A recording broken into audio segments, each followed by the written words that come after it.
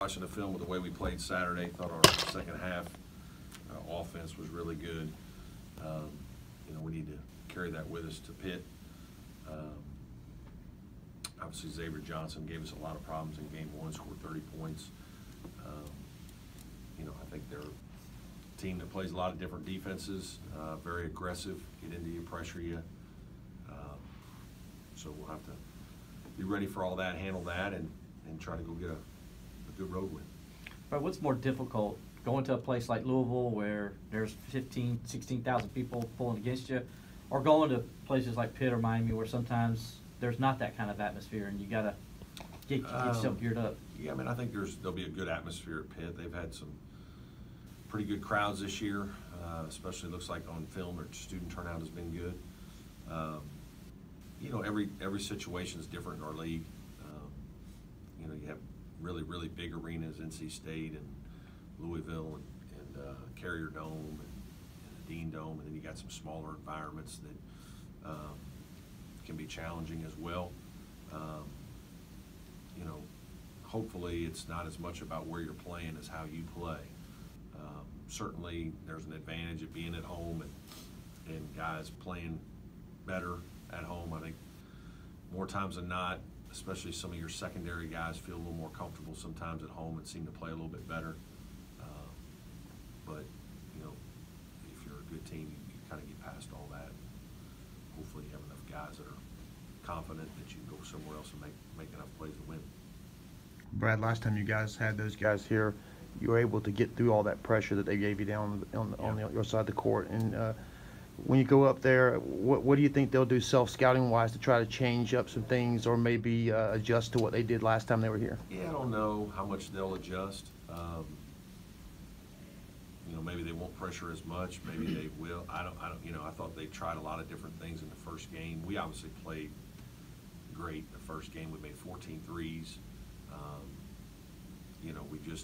We got in a really good rhythm, and obviously defensively, I thought we were very good in the first half. Second half, not as much. I think we backed off a little bit, didn't play as well. But I just think that sometimes you have those nights when you go play somebody and they're just playing great and making shots. And we did that the first time, and obviously it's a little bit of an anomaly. We don't make 14 threes very often in games.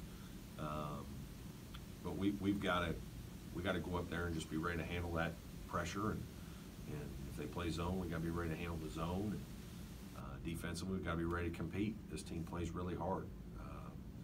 Their young guys are extremely athletic and competitive. They're not typical freshmen that aren't ready for the physicality and pace of the league. They've proven that they can play really well, and they've got some great wins at home over Florida State and Louisville. So they've beaten some of the top half teams in our league at home. So they're certainly more than capable of playing very well and beating anybody.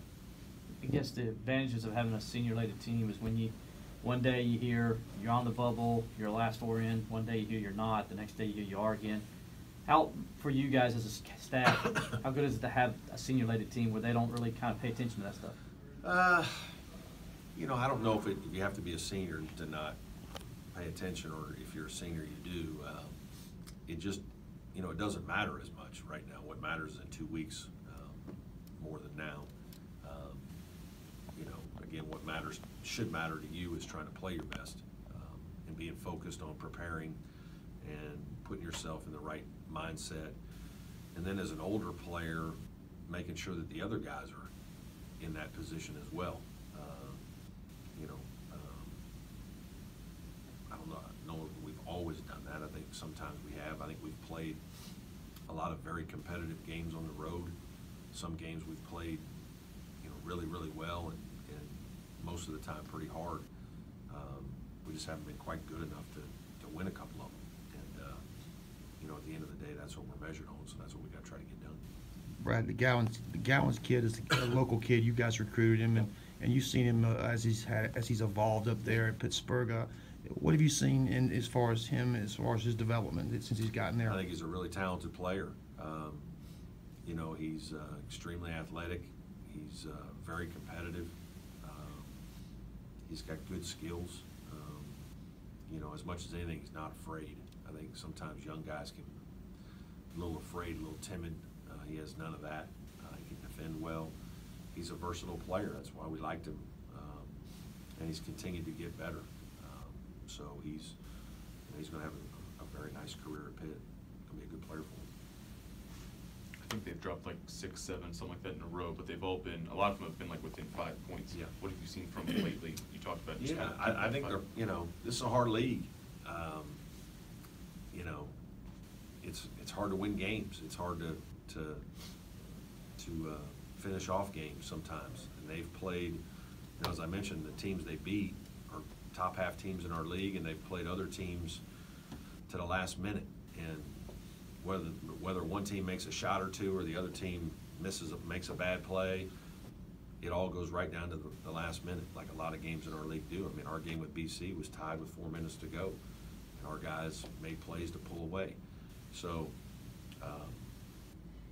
you know, it's just the way it is. It's the nature of the league. You're going to be in competitive games. Everybody's got some pretty good players. Some teams are in a better situation and happen to find themselves on the right side of that a little bit more. Some teams have 1 or 2 more guys that are maybe finishers better, a little bit higher level guy that can finish a play once or twice, and that's all that separates teams. So, you know, we're in that same boat in that we've had a lot of close games, and we've lost a lot of road games right at the end, where we didn't either finish a play, you know, we didn't make free throws. Obviously, we got one blocked at the rim. You know, so it's crazy, but you know, a couple plays separate whatever 16 wins from 19 wins, and that's what the best teams do, is they figure out how to win those other really close ones and finish it off, and you end up going from having a good season to a great season. Any more questions? Yeah, you can never understate the nature of players getting in foul trouble. Eli got 1 foul Yeah. against him at BC. You know, going down the stretch here, you know, I'm sure that you tell him how important it is to keep himself been clean. telling him that for most of the season. You know, some games are different. Games play out differently. Boston College, you know, uses their post players away from the basket a little more, so there's not as much physical contact defensively around the rim. So that probably, you know, helps in terms of not having as much contact to put yourself in a position to get fouls. And then, you know, he just didn't have as many. He didn't have really any of the silly ones that he's gotten in certain games where he gets frustrated and, you know, gets called for one that, you know, maybe he deserves, doesn't deserve, whatever, but he's involved in a play that he doesn't need to be in. Sometimes he puts himself in contact situations that he doesn't need to be in. And those are some of the ones that we're trying to get him to understand. You don't need to be in that play right there. Or if you are beat, it doesn't make any sense to foul the guy now. I mean, he's basically got you beat. He's scoring. It doesn't do any good for us to foul him. He might get the and one. He probably is. And now he's getting free throws and you're out of the game. Like, it's just, and just trying to get him to understand that is, you know, it's a process. And the competitive guy in him, you know, doesn't want to get scored on, doesn't want to give up good position, and so you sometimes nudge a guy or do something, and it can result in fouls. So, you know, again, trying to coach him to be better about those things. In the BC game specifically, I just don't think there was quite as much post-contact as some other games where there's going to be tremendous amounts of it. It's harder to stay out of foul trouble in those games. All good? All right. Thanks, Thanks, Coach. Coach. Thanks, guys. Appreciate it. Good luck, man. Yeah.